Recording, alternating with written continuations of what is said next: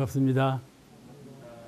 오늘 공부는 대종경 교의품 36장.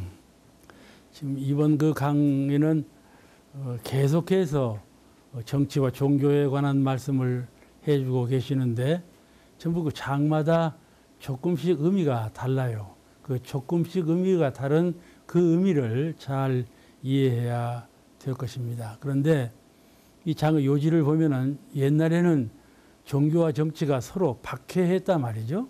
정치가 종교를 그냥 눌러버리고 종교를 아주 없애버리려고 했어요. 그런 상황 속에서 깨달으신 성자께서 한 교회를 창교하고 또 교화를 한다는 일은 매우 어려웠지요. 그렇게 하지 않도록 종교와 정치가 서로 한 마음이 되어가지고 이 세상을 건지는 한 일터로 역할하도록 그런 내용으로 말씀하신 것 같아요.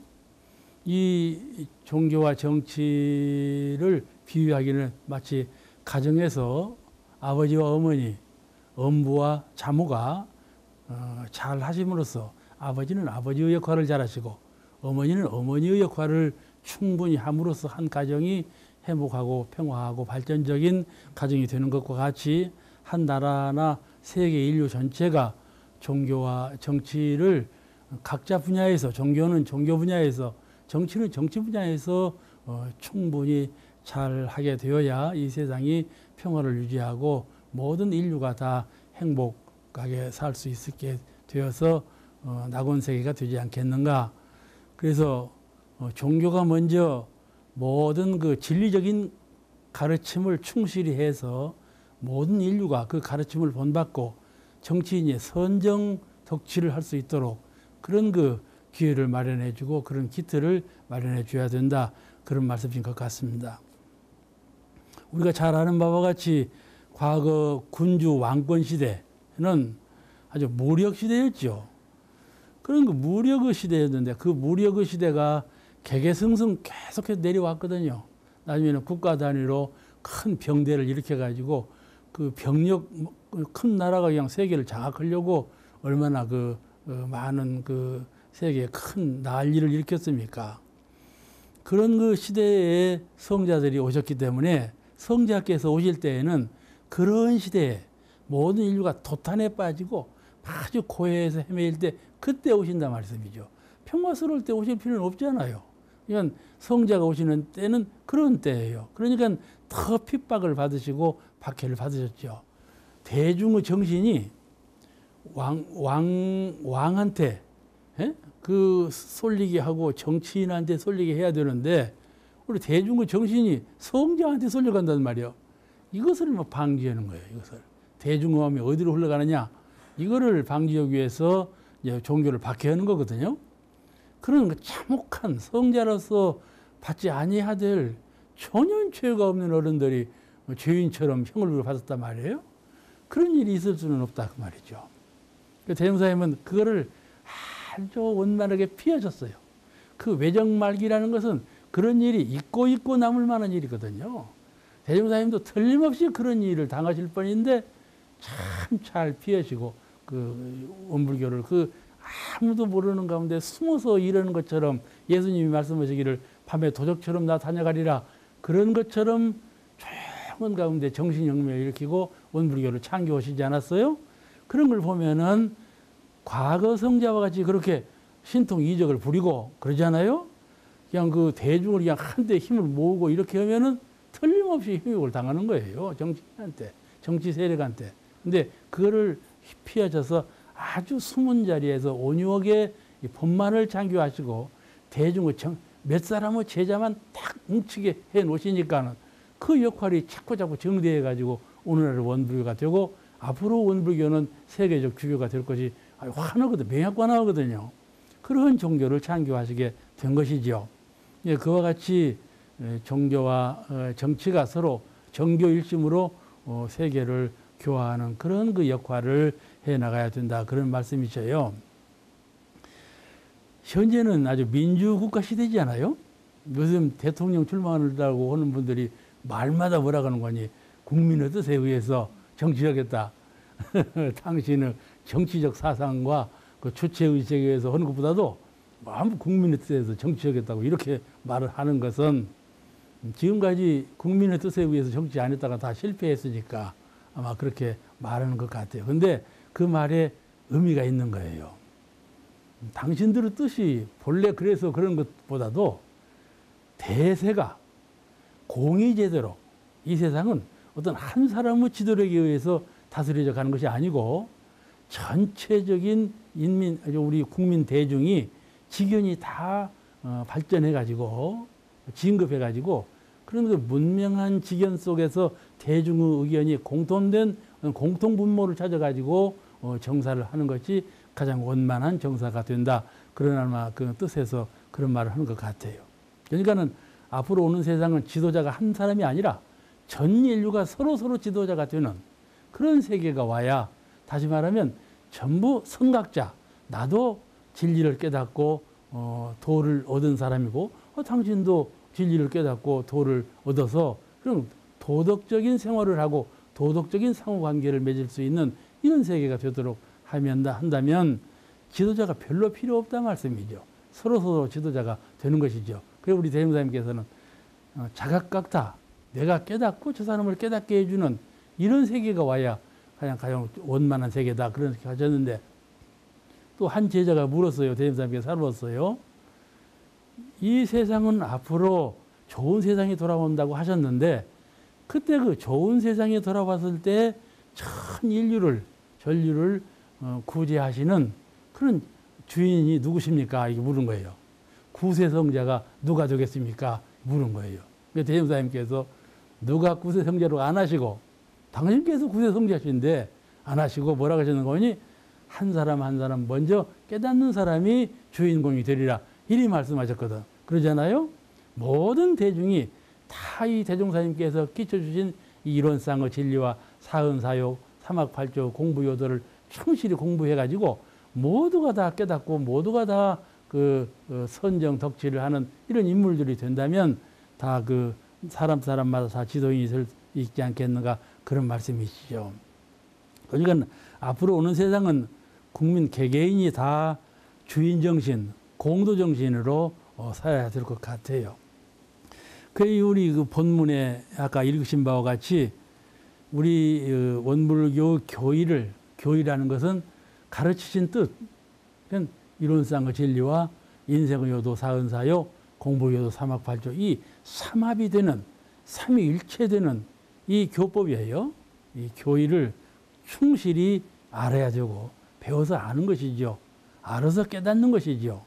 알아야 되고 깨달아서 혼자만 갖고 있지 아니하고 가족에게, 이웃에게 또 여러 인류에게 다 널리 선양을 해서 모든 사람들이 다 이 교법 정신에 뭉치고 교법을 깨닫고 실천할 수 있도록 하는 것이 이 낙원 세계를 이루는 데 가장 기초적인 일이 될 것이다. 그러니까 먼저 배우고 알고 깨닫고 그 깨달은 바를 널리 알리는 일, 그 이 두 가지가 다 중요하다 것이죠.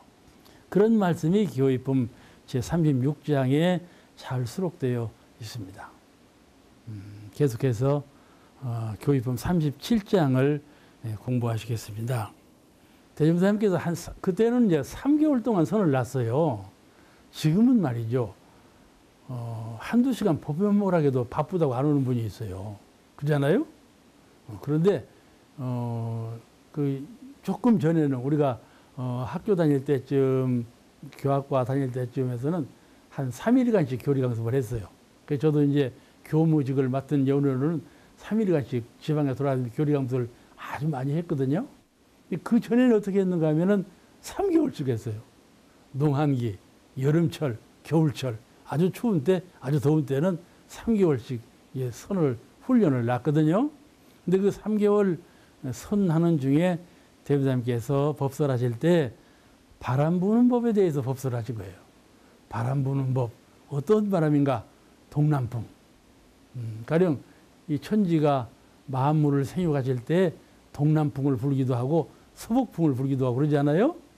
차고 아주 매서운 바람을 불기도 하고 아주 훈훈하고 만물을 키우는 바람을 불기도 하는데 서북풍이 만물을 다 죽이냐면 죽이지 않아요.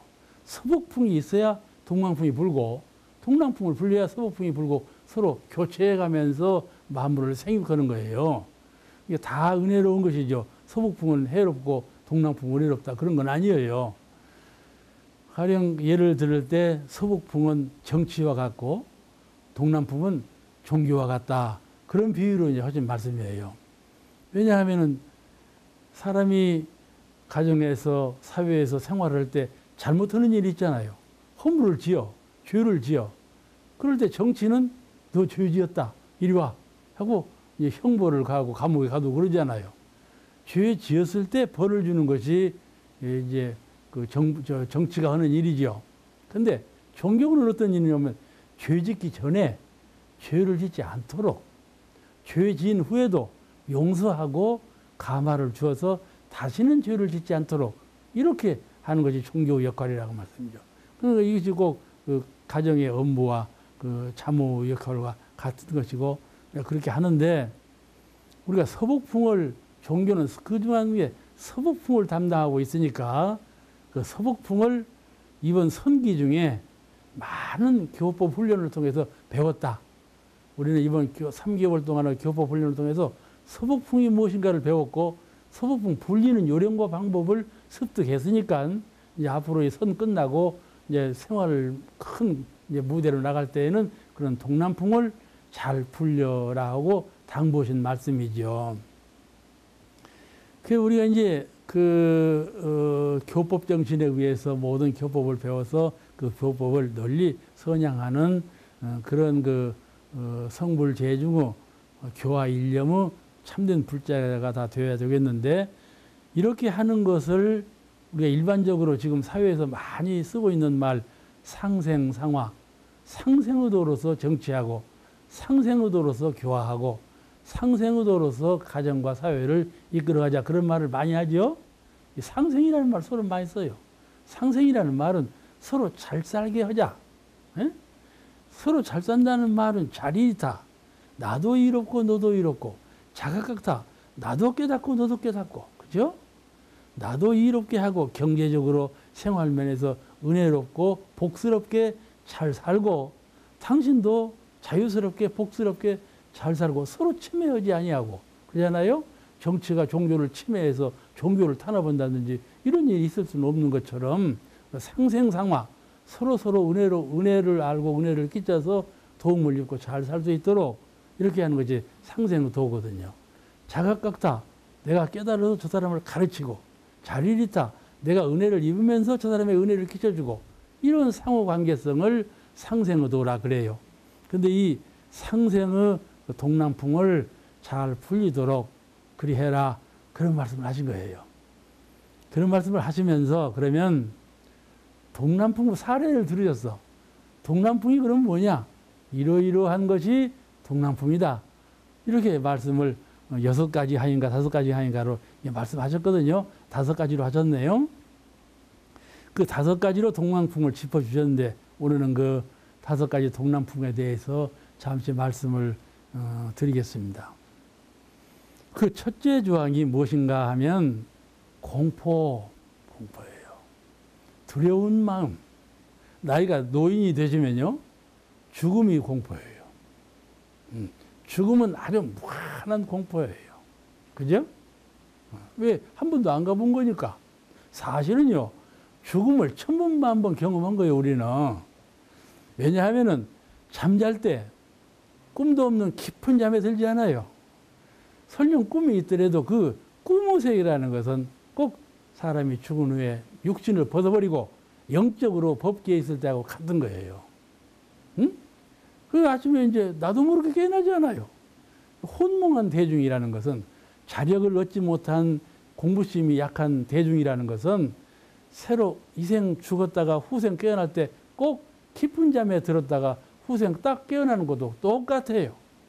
그렇게 깨어난단 말이에요. 꿈길처럼 있다가 그럼 다음에 또 깨어나거든요. 그러면 새 생명을 받고 태어난 거예요. 근데 그래서 우리는 안 죽었다 하지만은 사실은 1000번 죽고도 죽은 줄을 모른다 그 말이에요. 그런데 실제로 내가 육신을 벗어버리고 열반에 드는 100세 이후에 열반에 드는 그 공포에 대해서 안 가본 그 세계이기 때문에 그와 같이 공포심을 갖는다. 또 숨 쉬고 살아야 되고 먹어야 살아야 되고 입어야 살아야 되고 그러잖아요. 근데 먹을 거, 입을 거, 잠잘 거, 숨 쉴 거 이런 모든 것이 다 해결을 하려면 얼마나 노력을 해야 돼요. 그죠? 공부를 많이 해야 되고 노력을 많이 해야 되고 일을 많이 해야 되고 그러잖아요. 그 공부와 일과 이런 접근할 일이 얼마나 많아요. 그거 눈뜰 새 없이 해야 되는데 그것이 잘못되면 어떻게 될까? 몸에 병이 나면 어찌 될까? 이런 공포심이 늘 있다. 초조불안. 우리 인생은 태어나자부터 초조하고 불안하고 공포심이 안으로 갈라져 있어요. 그런 그 공포가 대중마다 다 있는데 두려운 마음, 이 어찌할꼬 하는 그런 마음을 전부 통남풍으로 씻어줘야 되고 가르쳐줘야 되고 평화로운 마음으로 그런 그 새로운 싹이 트는 그런 마음으로 잘 개선해 줘야 한다 그 말이죠. 그것이 부처님의 자비정신이요. 그것이 부처님의 대가 그 정신이라 이 말이죠. 그러니까 우리도 그와 같이 해야 된다. 대중의 공포에 쌓인 대중을 공포로부터 그 안심을 얻게 하는, 안심인명을 얻게 하는. 우리 대웅사님께서 교전에 하신 말씀 가운데 가장 많이 쓰시는 말씀은 근심하지 말라. 그 말씀을 많이 하셨어요. 뭘 잘 모르고 고민하는 제자에게도 근심하지 말라. 어떤 일에 고통받는 제자에게도 먼저 근심하지 말라. 이러시고 그 자비훈봉으로 가르치셨다는 말씀이죠. 그와 같이 우리가 이 대중이라 하는 것은 초조와 불안과 공포심에 꽉 짜여 있는데 그런 것을 잘 해소시켜주는 동남풍을 불려서 먼저 안심인명을 얻도록 그가 정신적으로 생활면에서 물질면에서 모든 면에서 안심인명을 얻도록 해주는 것이 교화이다. 그런 말씀이죠. 또 하나 둘째는 원망에 쌓인 중생이에요. 나도 그렇죠. 나도 원망심이 날 때가 참 많아요. 또 상대방 대중들도 원망심 내는 사람이 참 많아요. 그죠? 한 가정에서도 아들이 나한테 아버지한테 원망심 낼 때도 있고 아버지가 아들한테 원망심 낼 때도 있고 원망심이 나거든요. 허라는 대로 않거든. 2번 해도 않고 3번 해도 않고 원망심이 나기 마련이에요. 그지? 그러잖아요? 상대적으로 살 때 원망심이 나는데 본래 우리 불성, 우리 마음에는 본래 우주만유 진리 가운데는 원망이 없는 거예요. 은혜밖에 없는 세계. 그 진리를 깨쳐야 돼요. 그러므로 원망은 우리가 그때 불식시켜버려야 하는 거예요. 그것이 부처님께서 말씀하시는 공부심이에요. 그런 그 아주 위대한, 그런 광대한 그런 공부심으로 우리가 원망심을 해소해야 되는데 그 원망으로 많은 창생이 살고 있으니까는 우리 종교인으로서 동남풍을 불리는 수행자로서 첫째 해야 될 일은 다른 사람의 원망심을 잘 해소시켜서 감사보은, 감사하는 마음으로 돌릴 수 있도록 잘 교화하는 것이죠. 나에게도 원망심이 일어날 때 그 마음을 소멸하고 감사보은하는 마음으로 잘 일깨워서 그게 우리 본심이거든. 다른 사람도 원망심을 낼 때 그 원망심을 소멸하고 감사하는 마음으로 잘 새싹이 돋아나는 것처럼 그렇게 그 키워주고 교화하는 마음으로 대중을 대해야 된다. 그런 말씀이죠. 그걸 당부하셨어요. 무서운 것은요.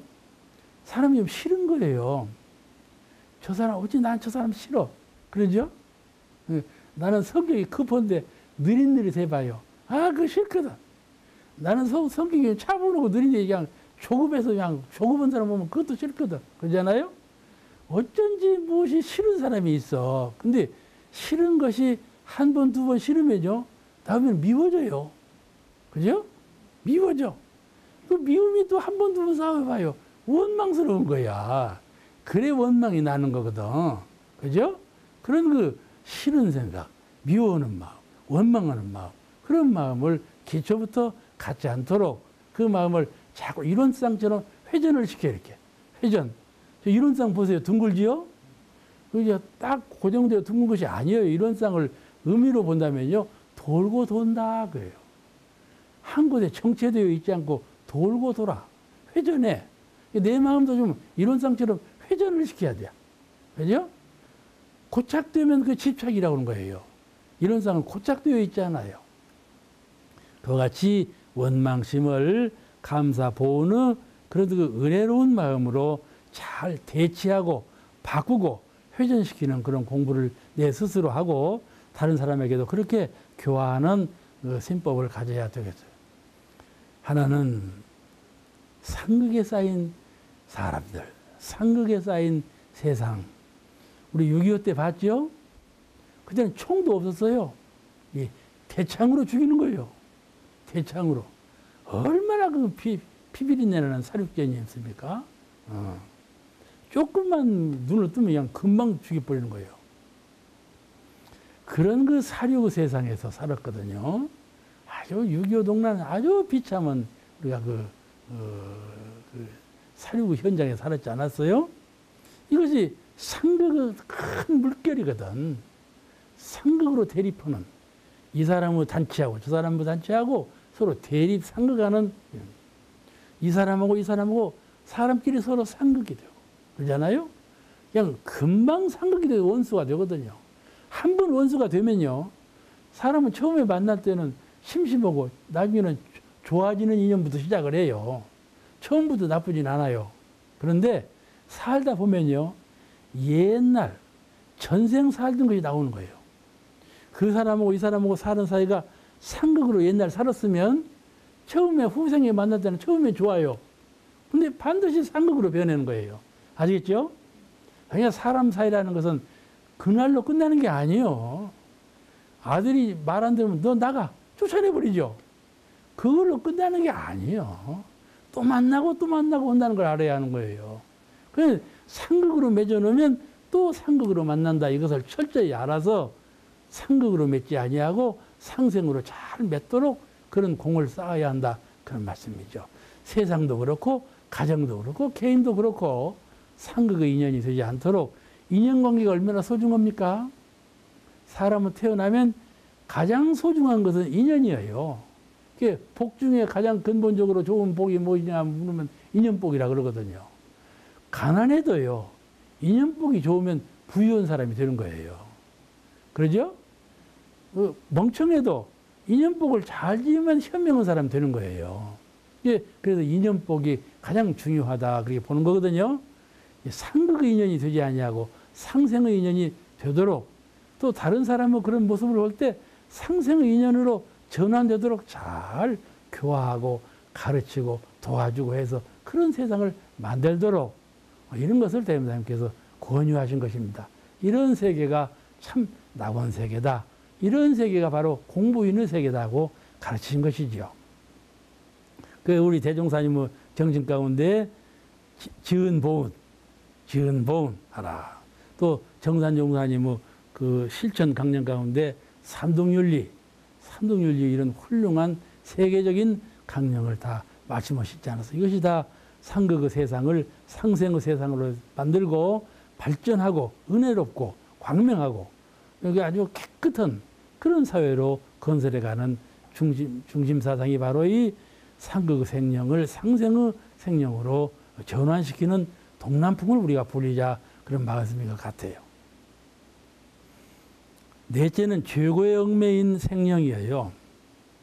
최고의 얽매인 사람은 감옥에 갇혀 있는 사람만 최고의 얽매인 생령이 아니고 감옥에 안 갇혀도 최고의 얽매인 생령이 참 많아요. 우리 대중 가운데 죄 없는 사람이 있겠어요? 작거나 크거나 다 죄를 짓고 살지요. 그죠? 죄 없는 인생이 없겠지만은 이 죄업과 죄심이라는 것은 삼독심으로서 안에 내 정신, 내 마음의 세계에 죄를 짓는 마음 요소가 갈라져 있는 거야. 그 죄심이 갈라져 있으면 이걸 탐심, 진심, 치심의 세 가지 죄 짓는 마음이라고 그러는데 이게 안에 갈라져 있거든. 또 하나는 이걸 100% 써가지고 업을 지었어. 죄업을 지었단 말이요.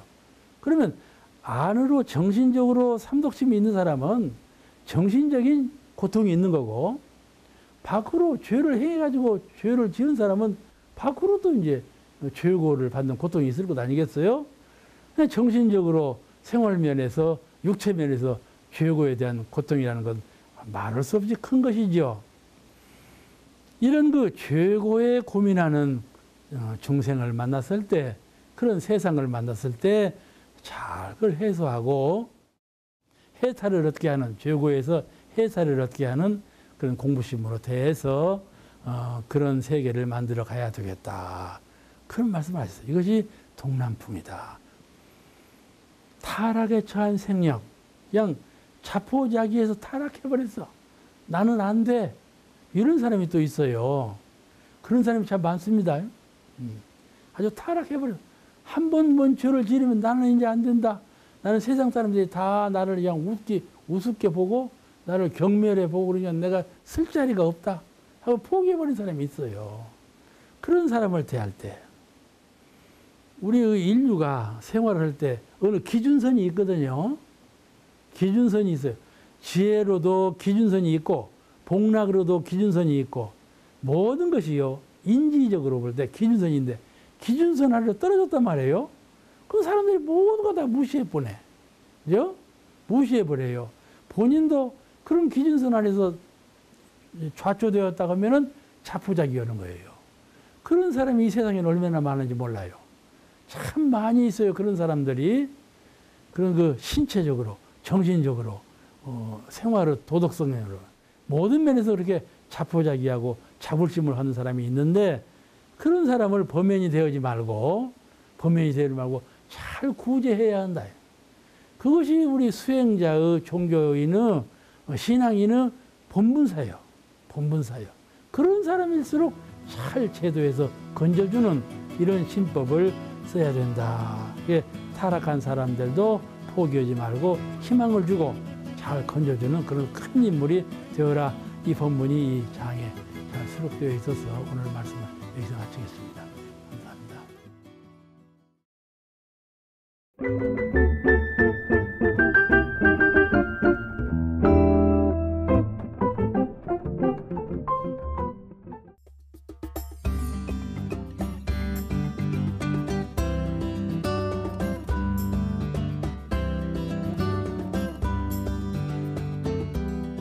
반갑습니다. 오늘은 이제 대망의 대종경 수행품 강의를 오늘부터 시작합니다. 이제 제1장 요지는 이 일상생활 속에서 대중 잡는 마음 공부.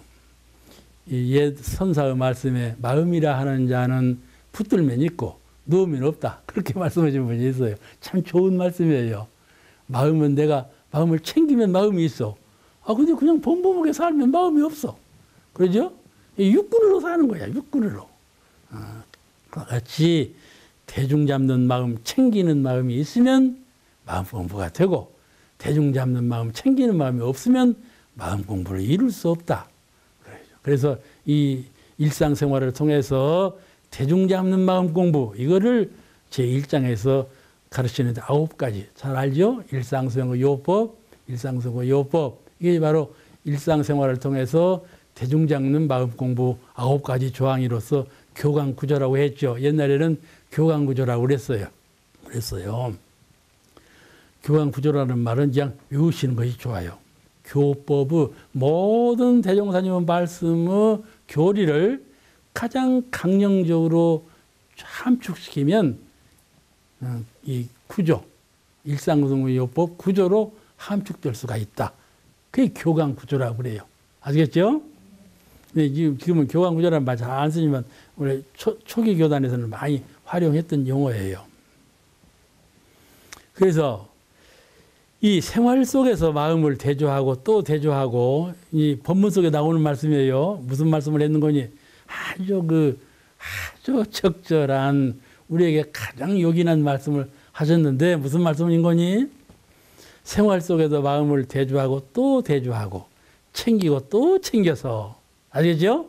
오늘도 내일도 새벽에도 밤에도 항상 마음을 챙기고 대조하고 챙기고 대조하고 상시응용 유의상 6조 교당 내왕시 법 몇 조죠? 6조든가? 6조 또 일기법, 이런 모든 법이 있죠? 이 얼마나 주미력했어요. 일상생활을 통해서 마음을 대조하고 챙기는 공부를 여러 가지 조항을 통해서 아주 주밀하게 편성을 해 주셨거든요. 이 생활 속에서 공부하는 분은 아주 정신 차리지 않으면 안 돼요. 차라리 산속에 들어가서 수양하는 것은 그렇게 정신 안 차려도 괜찮아요. 그런데 생활 속에서 공부하는 공부인은 참 정신 차려야 되지요. 그래야 병행 공부가 되는 겁니다. 그래야 더 실성 있는, 활용할 수 있는 그런 대법을 배우게 되는 것이죠. 그러니까는 이런 것 생활 속에서 하는 공부가 쉬운 것은 결코 아니다. 생활이라는 것은요, 놀기 좋은 것이 생활이에요. 우리가 원로원에 들어가 보니까요, 일이 없잖아요. 놀기 좋은 것이 원로원이더만. 그런데 원로원에 들어가면 참말로 정신 차려서 공부할 것은 또 원로원이더라니까요. 그죠? 그러겠죠? 이 일상생활이 그런 거예요. 그러니까는 참 정신 차려서 공부해야 되지 않겠는가 그런 생각을 하는데, 그 정신 차려서 생활 속에서 공부한다는 말은 챙기는 공부, 대중 잡는 공부, 이거예요. 이것을 항상 대중 잡고 챙기는 공부를 하라, 그런 말씀이에요. 우리 수행자로서 그래서 필경에는 챙기지 아니하고 필경에는 대중을 잡아지 아니하도 저절로 되는 진경에 도달하도록 하라, 그러신 거예요. 이게 늘 챙기고 늘 대중 잡고 그러면 항상 그러는가 하면 그러지 아니하고 아주 능한 경지, 아주 능한 경지에 도달하게 된다, 그 말이죠. 그래서 챙기지 아니하고 대중 잡지 아니해도 저절로 되는 경지에 도달하게 된다. 이게 3대력의 경지죠. 부처님의 경지, 불보살의 경지예요. 그런 게 우리가 마음을 훈련하면 항상 하는 것이 아니고 훈련하고 또 훈련하고 하면 그런 아주 능한 경지에 도달하게 된다, 그런 말씀이에요. 알겠죠? 그러니까는 지금 하는 고통은 고통으로 알지 말고 계속적으로 해 나가야 한다, 그런 뜻이죠. 이 수행자로서 깊은 자기 수행에 대해서 반성하고 참회하고 새로운 그 깨침을 얻어야 되지 않겠어요? 그런 때가 와요. 내가 수행자인데, 수행자라는 말은 출가에만 하는 말이 아니에요. 출가만 수행자가 아니고 제가가 똑같아요. 출가, 제가가 전부 수행자예요. 우리는 수행자예요. 수행자인데, 한 사람은 수행자로서 자기 수행에 대해서 깊은 반성. 내가 참 수행자인가?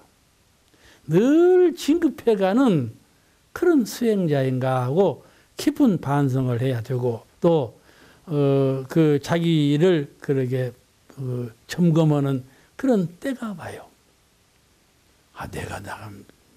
저는 태어날 때부터 원불교 초흥부 불륜불하게 태어났어요. 그래갖고 지금까지 이제 오는데, 이제 75살 아닌가요? 75살 먹도록 내가 이거 무엇으로 있는 거고 반성해 보면은 아이고 참 큰일 났다 싶거든. 큰일 났다 싶어. 이제 그 큰 그 반성하고 자기를 한번 아주 정당한 평가를 하는 기회가 오는 거이죠. 그런 기회가 왔을 때 그한테 어떻게 자기를 평가하게 되는 것일까? 마치 떠먹은 죽을 떠먹은 자리처럼 수행을 한 것인지 만 것인지 이렇게 알지 못하는 이렇게 생각이 들면 안 되지 않겠어요? 그런데 어느 분이 그러더라니까 좌선을 하다가 안 나오는 거야. 왜 좌선을 안 나오냐? 나 좌선 10년, 20년 해봐도 좌선 해봐도 그때나 지금이나 똑같은 건 뭐. 그래가지고 좌선 안 나온다는 거야. 그렇게 되면 안 되겠죠. 그죠? 그죠? 예. 그와 똑같아요. 원불교 신앙생활도 10년, 30년 했단 말이요. 근데 실제적으로 큰 변화가 왔냐? 마음에서 변화가 왔는가? 생활에서 변화가 왔는가? 다른 사람을 인정하는 면에서 변화가 왔는가? 가만히 반성해 볼 일이다, 그 말이죠. 그래서 참 그 진급하는 그런 공부인 그런 수행자가 되어야 되겠는데 그런 가늠이 잘 쓰지 않을 때가 있어요.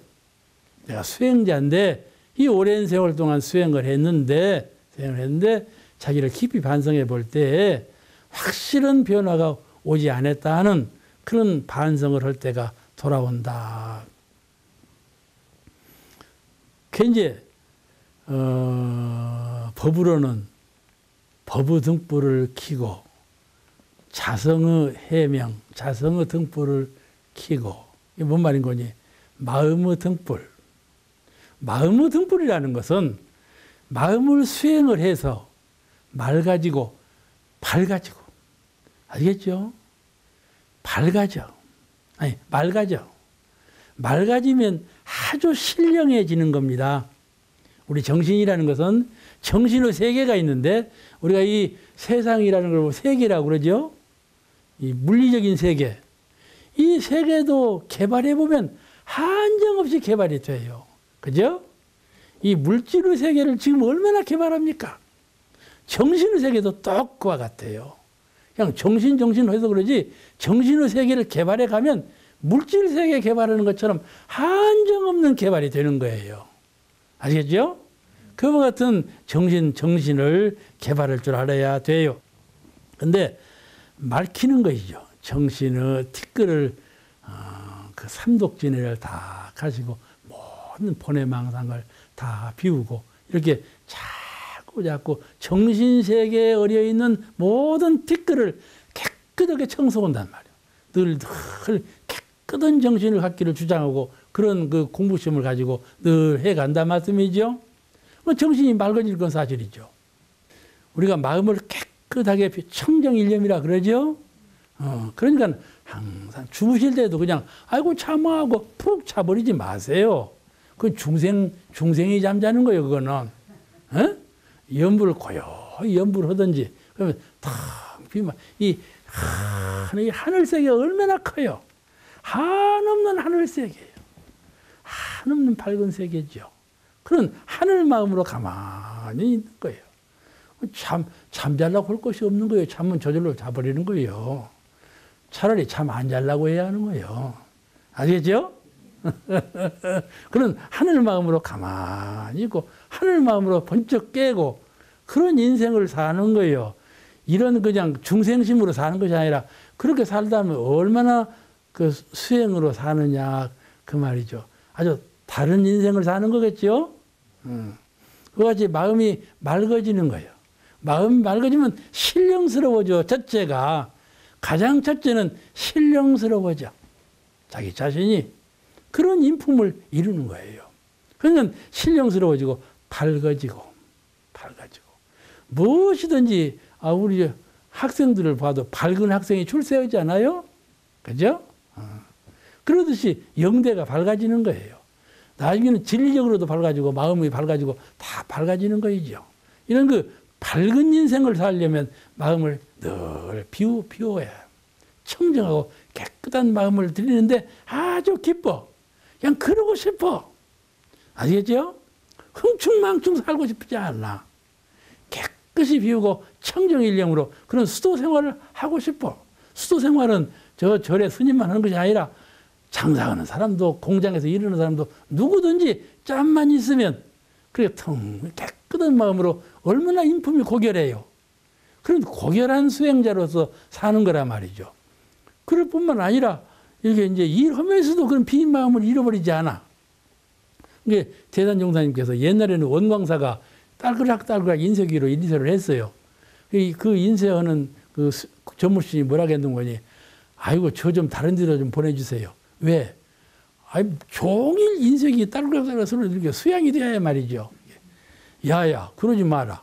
그러면 딸그락 할 때 나무아미타불, 딸그락 할 때 나무아미타불 그래라. 그러면 수양 들고 다니냐? 그러셨다는 거예요. 아시겠죠?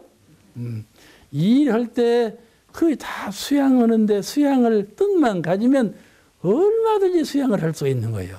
수양을 안 해서 문제지. 안 해서 문제예요. 근데 수양을 하면 맑아지고 밝아지고 담대해지고 강해지고. 아시겠죠? 요새 애들 보고는요. 착하란 말을 해보세요. 듣기 싫어한데. 착한 사람은 약하고 조략해가지고 다른 사람한테 져. 항상 경쟁 심리에서 져. 그러니까 착하다는 말 듣기 싫어한데. 근데 착하다는 말이 그냥 용순해라는 말이 아니라 강해지라 이 말이죠. 아시죠? 법강항마. 알겠죠? 3대력의 힘을 갖춘 강한 사람이 되는 거예요. 이 마음을 맑히고 밝히고 세 가지 마음의 힘을 얻어가면은 아주 강한 사람이 되는 것이죠. 그러니까 이렇게 그 수행을 하는 것인데 우리가 반성을 해봐. 반성을. 내가 지금까지 수행을 해왔는데 나는 과연 마음을 깨끗한 마음을 비울 때 깨끗하게 비워지고 그 깨끗한 마음이 그렇게 기쁜가? 그거죠. 아시겠죠? 내가 이렇게 향상되었구나. 내가 이렇게 마음이 거룩하고 아주 담대하고 강한 마음을 갖는 것을 이렇게 기뻐하게 되었구나. 이런 마음이 진급심이 있다 그 말씀이죠. 그런 그 마음을 가지고 수행을 해야 돼요. 10년을 해도 항상 그 자리에 멈춰 있다는 이런 그 졸속한 마음을 가져서는 안 된다. 이게 아주 정신 차려서 수행을 닦아야지요. 그래서 그 크게 반성하는 때가 되었는데 그런 반성하는 때에 분발심을 내야 되지 않겠어요. 이것이 수행품의 요지예요. 이렇게 하지 말고 참된 수행을 잘 닦아라 그런 말씀이죠. 그래서 이 수행이라는 것은 경계를 당할 때 하는 거예요. 마음이라는 건 가만 두면 마음이 없어요. 그러잖아요? 마음이 안 나. 근데 경계를 딱 당하면 마음이 나. 왜냐하면 성품의 체라는 것은 형상이 없기 때문에 본체짜리, 그 본체짜리는 본래 형상이 없어요. 그 본체짜리는 가고 오는 것도 아니고 본체짜리는 밝은 것도 어두운 것도 아니고 그 본체짜리는 부처님도 중생도 아니고 그런 형상 없는 아주 묘한 그런 거예요. 우리 자성의 본체짜리, 이론상의 체성짜리, 언어도 단하고 심행이 멸도되었다고 그러죠. 언어로 말할 수 없고 생각으로 베풀 수가 없고 행동으로 나설 수가 없고 모습으로 보일 수 없는 그 심행이 다 멸도된 그런 자리, 그걸 이론으로 체성자리라 그러고 마음의 근본자리라 그러거든요. 그런 그 마음의 근본자리에 들어가서는 아무것도 없지만은 그러나 늘 마음을 비우고 마음을 깨끗이 하고 마음을 밝게 갖고 이런 훈련을 쌓으면 차차 신령스러워지고 그 3대력을 갖추어가게 되는지라 경계를 범하지 말자 하고 그렇게 그런 그 마음의 본을 체성자리는 아무것도 없이 느껴져요. 그 체성이 없는 건 아니고 체성은 있는데 있다고 말할 수 없는 있음이에요. 있다고 하면 없는 것은 상대가 되기 때문에 있다고 말을 못해요. 차마. 아시겠죠? 그러나 그냥 무와 같이 없는 건 아니에요. 체성자리. 그러니까 영혼이 있는 거이지요. 계령이 있는 거예요. 만약에 생각이 없음을 주장해갖고 계령, 내 영혼도 없다. 그래 버리면 안 되죠. 그러는 분이 많아요. 어떤 분들은요. 영혼이라는 거 없는 거야. 이리 경솔하게 말하는 분들이 많아요. 왜냐하면 내가 생각을 비워버리니까 나라고 하는 것이 없어져 버려. 그리고 우주 대령 큰 자리만 있는 것처럼 느껴져. 나 개체적인 건 없는 걸로 느껴져 버려. 그래가지고 계령은 없다. 개체적인 영혼은 없다. 이리 말할 수가 있다. 그 말씀이에요. 아시겠죠? 그렇지 않아요.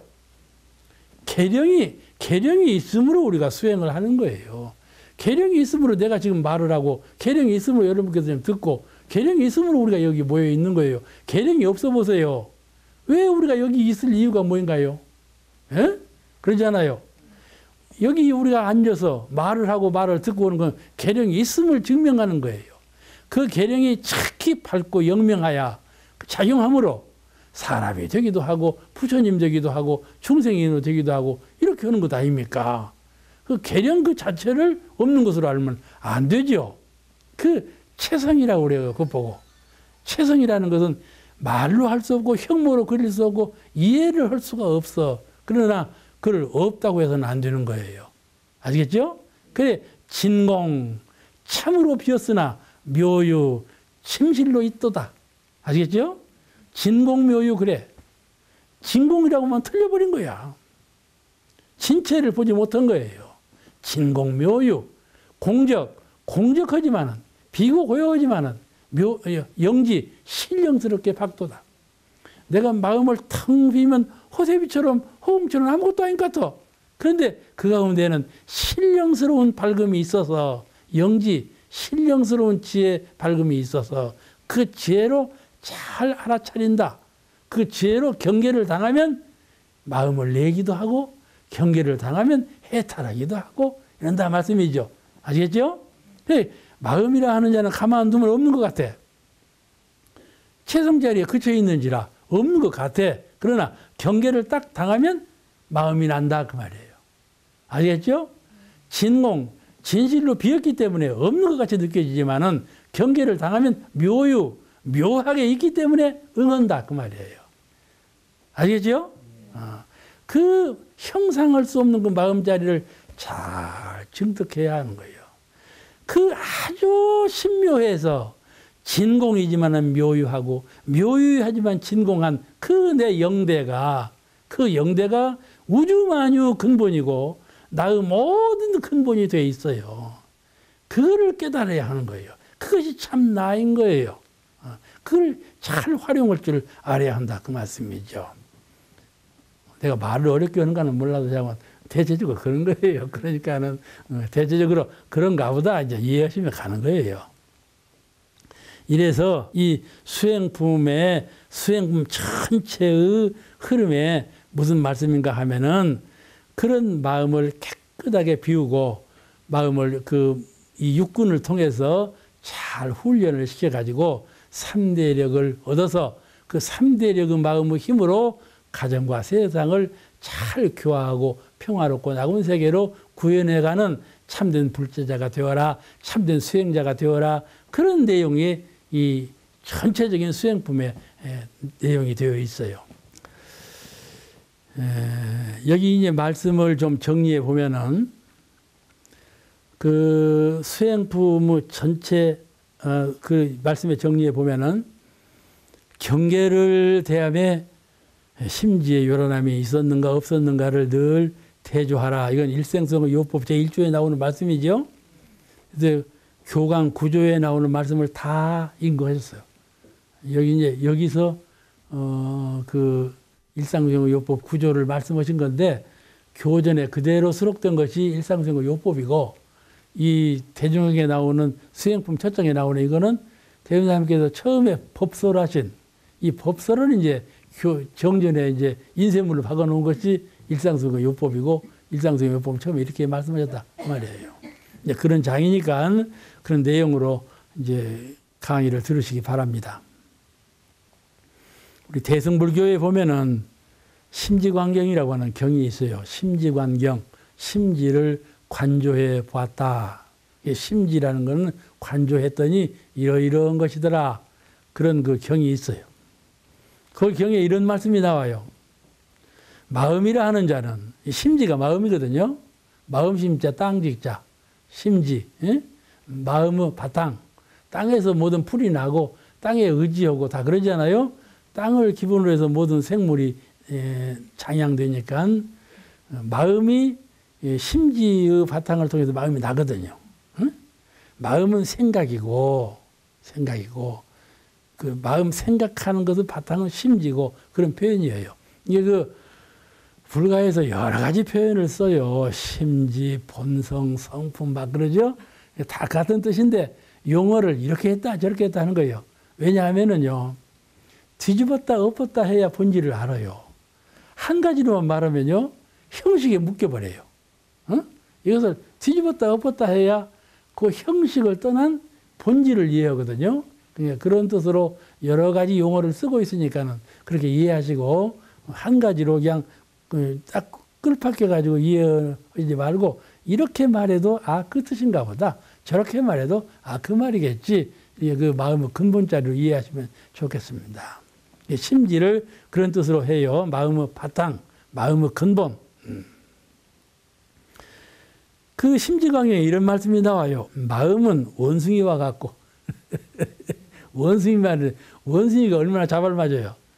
눈 떴다 감으면 저가 있고 눈 떴다 감으면 얘가 있고 그게 원숭이예요. 마음이라는 자가 눈에 있고 귀에 있고 몸에 있고 그냥 요지부동 하고 돌아다니거든. 그죠? 그 원숭이 같고 그 말이요. 나비와 같고 나비. 예? 꽃 찾아 날아다니는 나비. 활활 날아다녀. 마음이 이상적으로 그냥 꿈처럼 번외망상을 일으켜. 그죠? 내가 꿈에서 나비가 되었는가, 나비가 꿈을 꾸는가 모르겠다고 하신 말씀처럼 무슨 번뇌를 그렇게 일으킨가 몰라, 사람이. 아무 일도 없이 가만 앉았으면서도 마음으로 그냥 나비처럼 그냥 난리가 나거든. 그죠? 그러니까 이 심지광 경은 말이요. 마음은 원숭이 같고, 마음은 나비 같고, 마음은 번개 같고. 아무 가만히 딱 치면서 나오지 않냐. 마음이랑 이렇게 묘한 거예요. 허허한데 딱 나타나거든. 허공 같고, 마음은 허공 같고. 이 외에도 수십 가지로 사물을 들어서 마음을 비유했어요.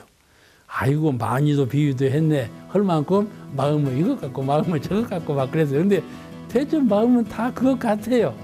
마음이라는 건 이렇게 모든 것에 비유해도 다 맞을 만큼 마음은 묘한 작용을 일으켜요. 그런 마음이다. 오늘 말씀 여기서 마치겠습니다. 감사합니다.